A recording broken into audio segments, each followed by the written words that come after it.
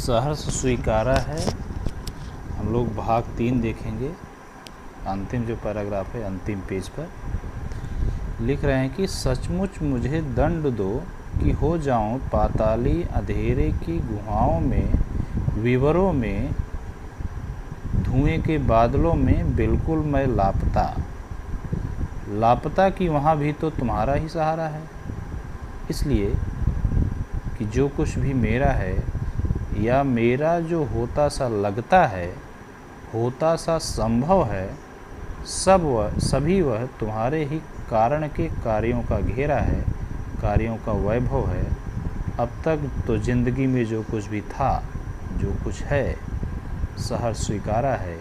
इसलिए कि जो कुछ भी मेरा है वह तुम्हें प्यारा है। तो इस तरीके से कविता है अंतिम पैराग्राफ। अब इस पैराग्राफ में फिर कवि उस बीते हुए समय को, उन बीती हुई यादों को भूलने की बात कर रहा है। तो पहले एक बार वो भूलने के लिए अंधेरे की मांग किया, गहरे अंधकार की मांग किया। अब यहाँ भी लगभग वैसी ही स्थिति की कल्पना फिर कर रहा है और कह रहा है कि सचमुच मुझे दंड दो। फिर वही दंड, भूलना भी चाह रहा है लेकिन भूलने को दंड के समान भी मान रहा है, क्योंकि उस प्रिय पत्नी या प्रेमिका को जब भूल जाएगा तो वो उसके लिए एक दंड के समान है, क्योंकि बहुत अत्यधिक प्रेम करता था। लेकिन दुखों से बचने के लिए भूलना भी चाह रहा है। दोनों स्थितियाँ हैं। अब क्या मांग रहा है, अब कैसे वो भूलना चाह रहा है, यानी क्या स्थिति बनेगी ताकि हम भूल जाए। कर रहा है कि पाताली अंधेरा, अपने है एक संकल्पना है, कंसेप्ट है कि पाताल लोक है नीचे, धरती के नीचे पाताल लोक है। अब चूंकि वो धरती के नीचे है तो सीधी सी बात है कि वहाँ अंधेरा ज़्यादा होगा। एक संकल्पना है, कंसेप्ट है, वास्तविक स्थिति ऐसी नहीं है, पाताल जैसा कुछ है नहीं वास्तव में, लेकिन एक कंसेप्ट है। और क्योंकि वो माना जाता है धरती के नीचे है इसलिए अंधेरा गहन होगा, गहरा अंधकार होगा।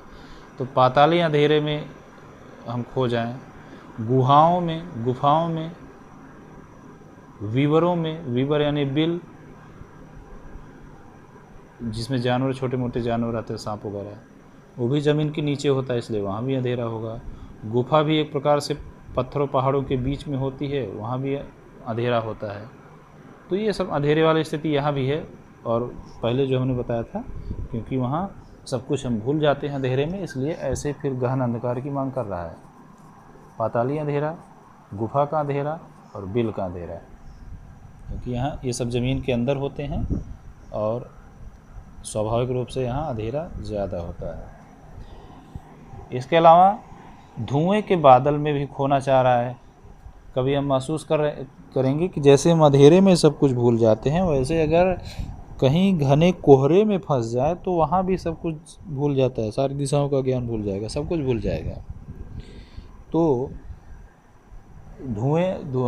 कोहरा भी बादल की तरह होता है, धुएं की तरह होता है, तो धुआं भी लगभग कोहरे की तरह होगा। तो धुएं के बादल यानी धुएं की अधिकता, बादल से मतलब यहाँ अधिकता से है, तो धुएं की अधिकता में भी वो खोना चाह रहा है। चारों तरफ धुआं ही धुआं होगा तो हमें दिशाओं का ज्ञान भूल जाएगा, सब कुछ भूल जाएंगे। कह रहा है कि इन सब में मैं बिल्कुल लापता होना चाहता हूँ। धुएं के बादल में, धुएं की अधिकता में मैं लापता होना चाहता हूँ, ताकि अपने आप को भूल सकूँ, पुरानी यादों को भूल सकूँ। लेकिन कहें लापता तो हो जाऊँगा, लेकिन वहाँ भी तो तुम्हारा ही सहारा है। यानी घूम फिर करके बात वहीं आके गिर रही है कि कैसी भी स्थिति में होगा, रहेंगे। कुल मिला के इन एकांत वाले स्थितियों में, धुएं के बादल में या अंधेरे में या विवर में, कहीं भी वहाँ उस एकांत का सहारा तुम्हारी ही यादें रहेंगी। यानी जिस चीज़ को भूलने की इतने प्रयास, इतनी स्थितियों की मांग कर रहा है, उन स्थितियों में भी उसका सहारा वो यादें ही होंगी। तो कुल मिला के ये कहना चाह रहा है कि हम कितने भी प्रयास करें हम भूल नहीं सकते। यानी अपने प्रेम की गहराई, प्रेम की ऊंचाई को दिखाने का प्रयास है। इतनी कोशिशों के बाद भी भूल नहीं सकते, वो यादें मिट नहीं सकते। इसलिए कह रहे लापता हो जाऊं लेकिन वहाँ भी तुम्हारा इशारा है।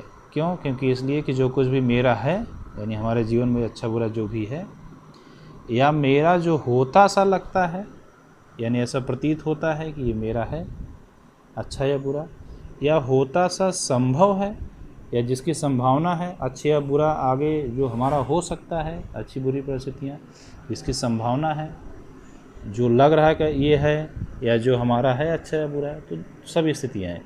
यानी जो अच्छी बुरी हैं या लगती हैं कि ये हमारी अच्छी बुरी स्थितियाँ हैं, या आगे भी हमारी अच्छी बुरी स्थिति जो हो सकती है, वह सब क्यों है? करें कि तुम्हारे ही कारण के कार्यों का घेरा है। ये सब स्थितियाँ तुम्हारे ही कारण से हैं, क्योंकि जो कुछ भी हमारे जीवन में अच्छा बुरा है वो तुम्हारी वजह से है, और उसी का प्रभाव है। कार्यों का घेरा से मतलब उसी का परिणाम है, तुम्हारे ही कारण का परिणाम है, उसके कार्य का परिणाम है। कार्यों का वैभव है, कार्यों का प्रभाव है। वैभव मतलब अधिकता है, उसके परिणाम की अधिकता है। यानी जो कुछ भी हमारे जीवन में, इस लाइन का मतलब है जो कुछ भी हमारे जीवन में है वो तुम्हारी वजह से है। इसलिए अब तक ज़िंदगी में जो कुछ था, अच्छा या बुरा, उचित अनुचित, या जो कुछ है उचित या अनुचित, अच्छा या बुरा, उसे हमने खुशी खुशी स्वीकार कर लिया है, क्योंकि वो सब तुम्हें प्यारा है। जो कुछ भी मेरा है वो सब तुम्हें प्यारा है, इसलिए हमने सहर्ष स्वीकारा है, खुशी खुशी स्वीकार किया है। तो ये अंतिम पैराग्राफ है।